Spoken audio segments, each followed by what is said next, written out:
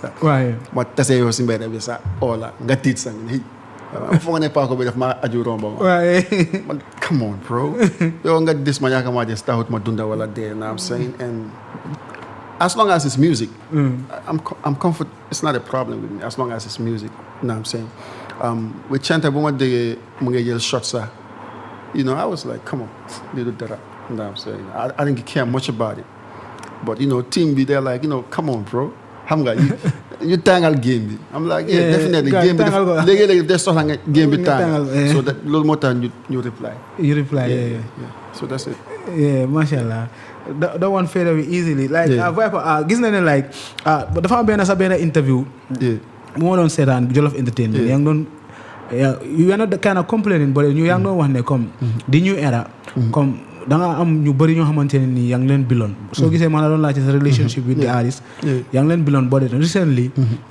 ñoom bu ñu demee ba feel like ne dañ hit rek comme dañ la dee sideline you know even to have communication with you then they feel like ne comme they don't need you anymore so dañ dee nekk seen side comme amoon na sanga fu ma la waxee nii so which was very it was really touching to me because dama dee feel like ne yow boo doon jóg you were so open to many people te da nga yaatal ñu bëri si combination joxe sound you know joxe collab ak yooyu noonu so whilst léegi soo nekkee si industrie bi léegi nekku doo di gisaat kenn sa boor surtout time boobu yaa ngi doon rola mass mode seen course gang ak stuff like that so was it like that or was it like that comme noo ko doon waxee ndax I mean xam nga doomi adama daal doomi adama yàlla daf ñu defar in a very comme daf ñu defar mu bàyyi ñu suñ sago waaye dañ gàtta xel xam nga te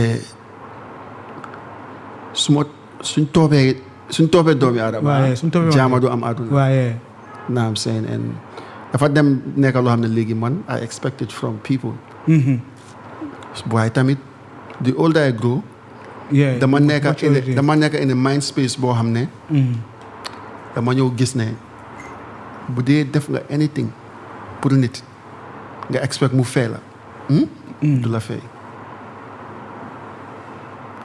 la tema lu tax waaw lu tax because of nit mënut laa fay yàlla mooy fay waaw so moo tax ñu bëri di am disappointment boobu noonu tamit so man bu ma demee ba réaliser loolu I'm just at peace with everybody I'm just at peace with everybody know what I'm saying ba tey a lot of young cats come to me boy naka la boy mag nii even recently sama nga am experience ba na mooy loolu but ma xam ne it's not the first time it's going to happen it's not the last time it's going to happen nit ñi ñoo mel noonu rek naam seen nit daf dee teel a beew nit daf dee teel a foog ne àgg naa foo xam ne mun naa tuutil koo xam ne yow yaa ngi ko doon you were looking up to nga faa ni comme lu raa yow man yow laa doon look up to ma feel like léegi am naa yow level rek ma feel like léegi yow competition nga wala I can look down on you léegi nit boo xam ne yow support nga ko nga fa waxee so nit boo support kooku nu munti su dee seeba mu dem ba nekk Bill Gates kooku yow sa kanam kooku always that nigga la mooy nekka naam si kooku mënul laa jaay because boo ko doon support su dee trans nga ko jox sax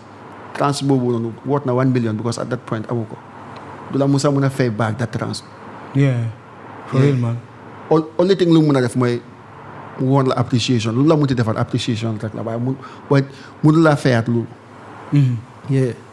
moo tax man la yàlla mooy fay mashallah Viper let's talk about the now music industry bi so like artiste yi léegi comme dafa nekk lu nga xamante ni trend la let's talk about it music industry bi what do you see about the music industry right now ak loo am pour wax foofu noonu because comme ñu bari ñu ngi feel like ne industry bi mu ngi grow mu ngi grow industry ba ngi grow I mean dama dee dégg ay wax yoo xam ne comme like boy music bi demut ñii na lee nga am na artistes yoo xam ne boy pour wax la dëgg comme ñoom ndee wax rek comme pour tilimal soow bi rek nga fa ni comme yow maybe yow yaa ngi feel like ne yow you are not hot anymore or yaa ngi feel like ne attention bi mu ngi dem to someone and yow bugguloo attention bi xam nga yëfi artistes yi comme artistes dañ bëri ego dem foog ne comme artiste bi daf ku nekk foog ne moom attention bi si moom rek la war a nekka so léegi you just try to make it look somehow music bi demut boy nii na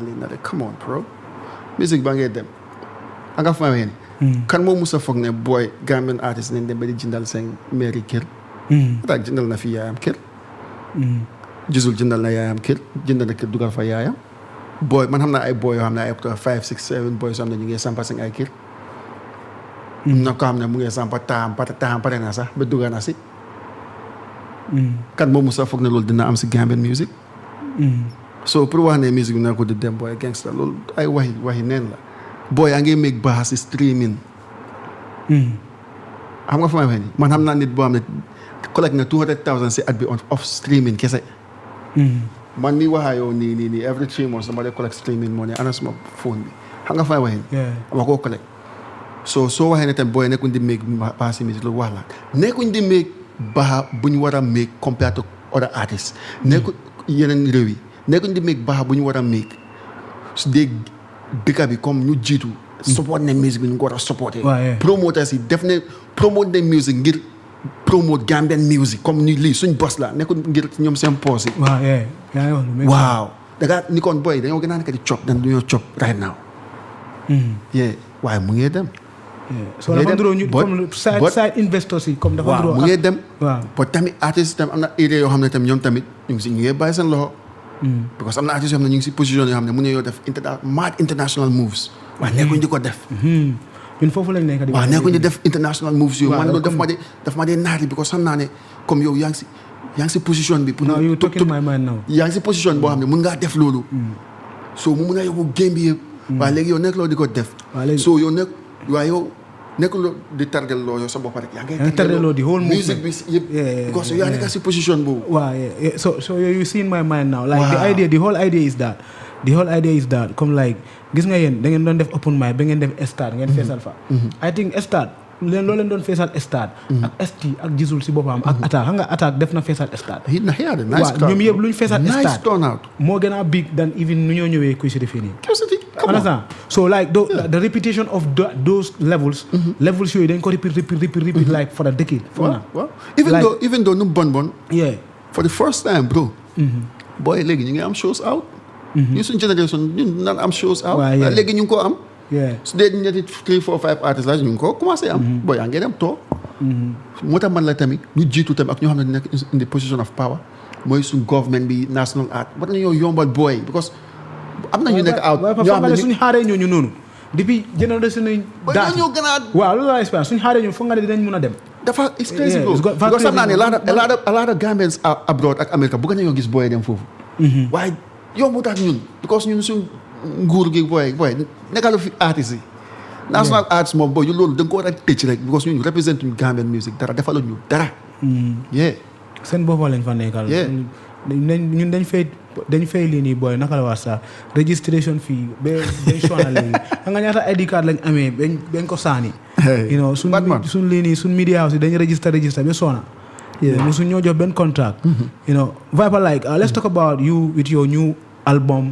your new cooking everything that is going on right now. mosala nga gaay benn song waa ngo ko bantara let's talk about the cooking yaa nga cook yaa nga toga 2 years maa ngi job di génn after si diggante bi ma dem ma tukki ma ñëwaat xam nga nekk si bagage yi but right now I feel like ne okay you know what mën naa may gaa an EP 6 track EP. 6 track okay. waaw loolu laa nekk di ñëw mais si gars yi. naa am saying so ma ngi am Uche foofu. ma ngi am suma son Swansea as usual. upcoming artists yi. put them up. ñaari upcoming artists Swansea ak Souleymane. ok macha allah ak Uche ñetti collabos ñetti single. so noonu la faa demee. so let's talk about your sound Vipa like dañ dee gis ne Vipa sound am.